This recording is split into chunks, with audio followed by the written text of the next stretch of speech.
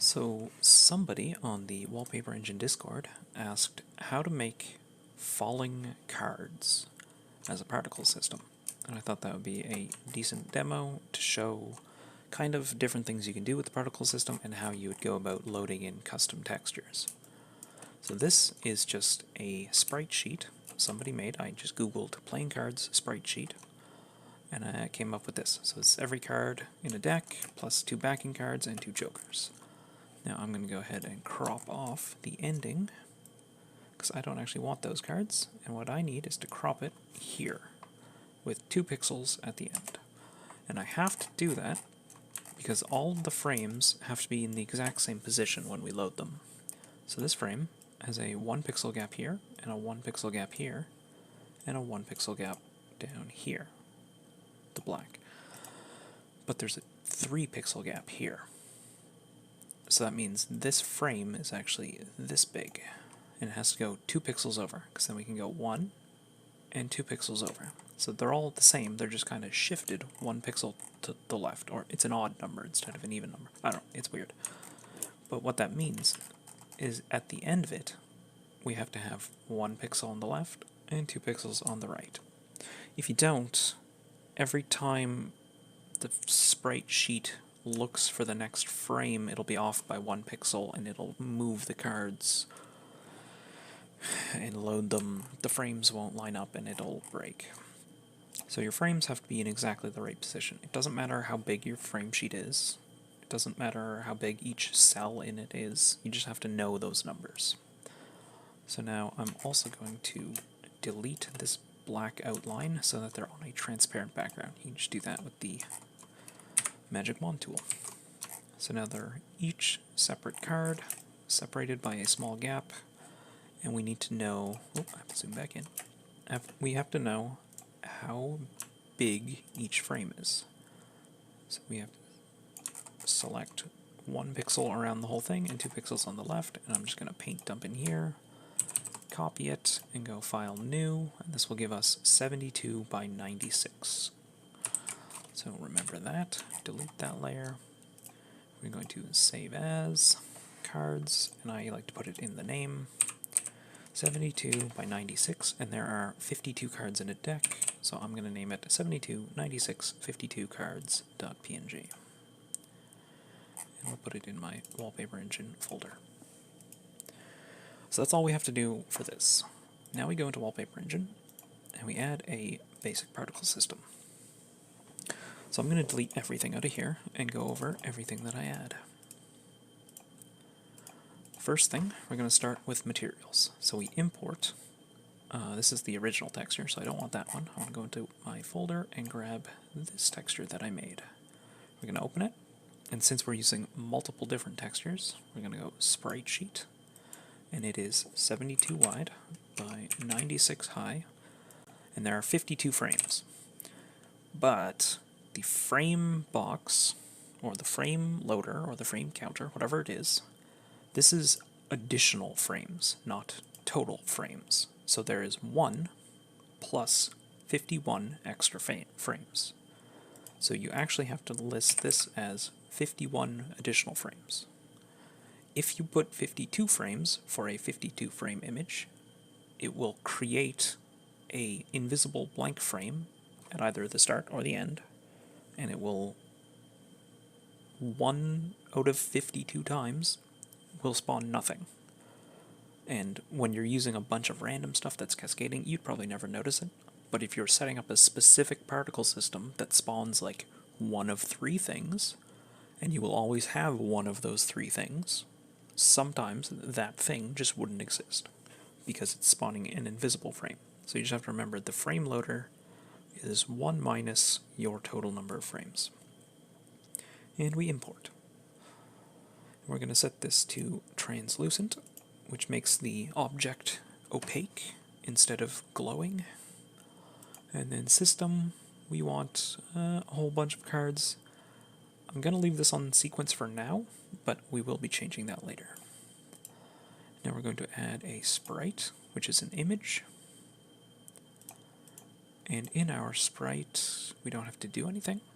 We need an emitter. So sphere or box random. Sphere random means this point, 256 units, is the radius that the object will spawn in. So it's a circle, and the object can spawn anywhere in that circle up to this distance away. You can give it 100 and 256, which would make it the minimum distance and a maximum distance, so it would spawn more in a donut shape.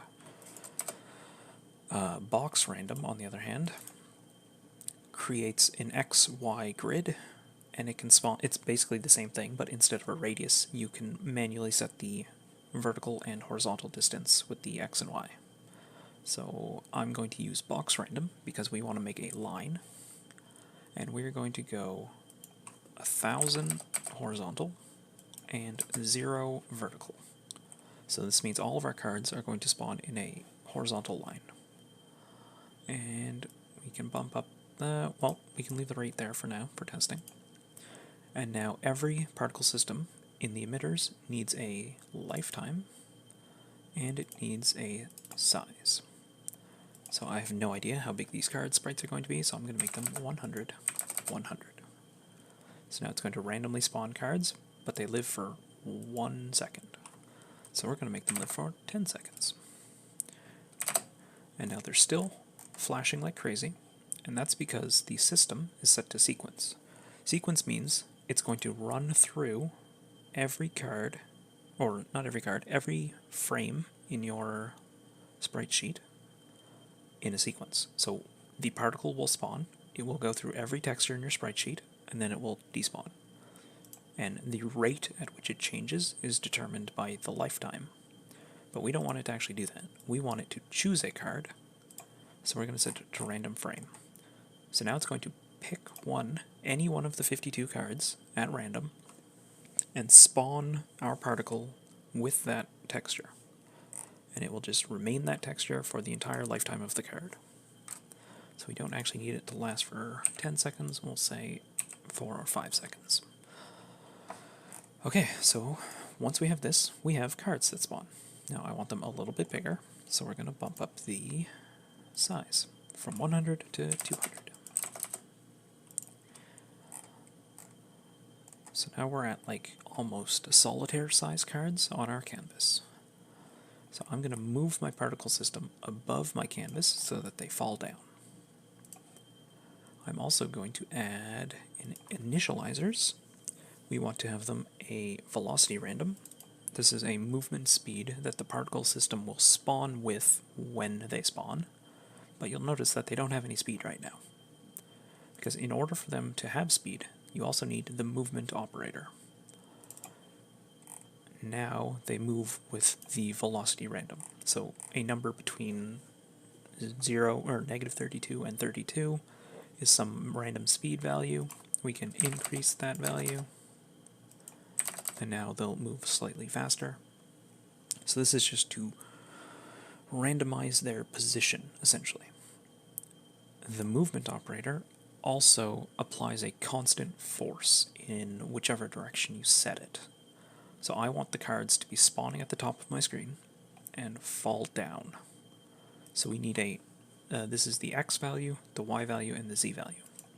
So we need a negative Y value of, we'll say, 100. So they're going to accelerate down at 100 units. Now I'm going to slow that down a little bit and then add more. The drag reduces the effect of all movement, I think, is a good way of explaining it. So they will accelerate slower, but eventually get up to the same speed. And now I just want to make them however fast I want them. And I want them to have more variation going left and right. So my velocity on the X plane will be minus 200 and 200. And this, I don't need them to go up.